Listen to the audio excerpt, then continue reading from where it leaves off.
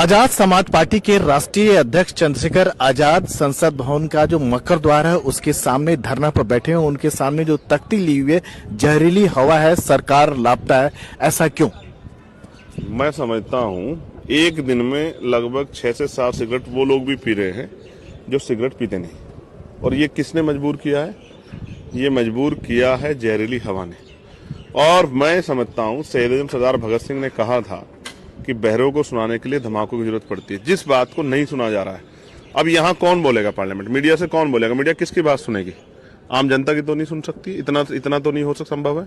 तो इसलिए मैं यहाँ जमीन पे बैठा हूँ, इसलिए धरना कर रहा हूँ कि सरकार को इस मामले का संज्ञान ले। मैंने अर्जेंट मोशन भी दिया है। सरकार आपकी बात सुन रही है? नहीं सुनेगी तो फिर धरना होगा। धरना इसलिए तो हो रहा है कि नहीं सुन रही है सरकार। अगर सरकार सुनती और सरकार काम करती तो मैं आपको लिख के देता हूँ कि लोगों को शुद्ध हवा के लिए पैसे नहीं पे करने पड़ते।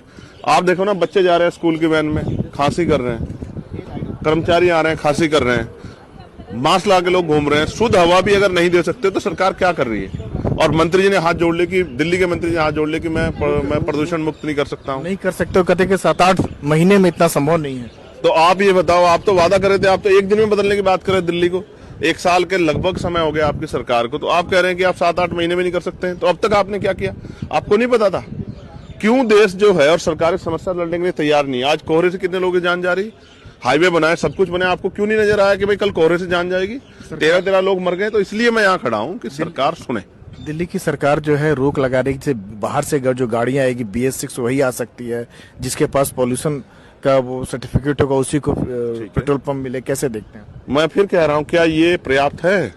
क्या इनके बाद जो है AQI 450 से नीचे चला गया? नोएडा में क्या हाल है? गौतम बुद्ध नगर में क्या हाल है? वहां भी बीजेपी की सरकार है। बहादुरगढ़ में क्या हाल है? वो हरियाणा, वो भी वहां बीजेपी की सरकार है। दिल्ली में बीजेपी सरकार है। जवाब तो देना पड़ेगा ना भाई। गुड़गांव में क्या हाल है भाई? मैंने वीडियो देखी है। हम तो पब्लिक के बीच में रहते हैं, हमें पता है ना। लोग कह रहे हैं कि हम कहाँ रह रहे हैं भाई, टैक्स दे रही है ना जनता पूरा, तो सांसें तो कम से कम शुद्ध दे दो, पानी तो शुद्ध दे दो। आप जब सुबह उठते थे क्या वॉक वगैरह करते हैं? कैसा फील करते हैं बाहर निकलने के बाद? मैं कह रहा हूँ, मैं एरो प्यूरिफायर लगा लूंगा, मुझे आसानी हो जाएगी। लेकिन क्या हर व्यक्ति अफोर्ड कर सकता है? आप बता दो। दिल्ली में झुग्गी झोपड़ी वाले गरीब लोग, कर्मचारी लोग, यहाँ CSF के जवान, यहाँ कर्मचारी कर सकते हैं? तो सबके जीवन के बारे में सोचना पड़ेगा। हमें जो टैक्स के पैसे मिलते हैं, हमें जो तनख्वाह के पैसे मिलते हैं, जनता के टैक्स से मिलते हैं, तो एक एक व्यक्ति की आवाज उठाना हमारी जिम्मेदारी है ना। एक अंतिम सवाल की, प्रदूषण कोई पहली बार इस तरह के नहीं हुआ, हर साल इस तरह के आते हैं। नवंबर दिसंबर का जो महीना होता है यही हाल हो जाता है। मैं तो पिछले 6 महीने से देख रहा हूँ, नवंबर दिसंबर से पहले हर साल ऐसा होता है। हर साल ऐसा होता है। तो क्यों नहीं बदलाव कर रहे हो भाई? मैं भी तो यही कह रहा हूँ। ये कोई पहली समस्या थोड़ी है कि पहली बार आगे आप नहीं कर पा रहे हो। ये तो हर साल हो रही है। आप तो इन वादों के साथ आए थे कि हम ठीक कर देंगे, शुद्ध सांसें देंगे, शुद्ध पानी देंगे, क्यों नहीं दे पा रहे हो? मेरा सवाल है, ये सवाल आम जनता का है, ये राजनीति से परे है। आपको भी दिक्कत हो सकती है, आपकी जिंदगी का भी सवाल है, आपके बच्चों की जिंदगी का सवाल है। मैं सबके लिए आवाज उठा रहा हूँ, एक जिम्मेदार नागरिक होने के नाते और देश की संसद का सदस्य होने के नाते अपना कर्तव्य का निर्वहन कर रहा हूँ।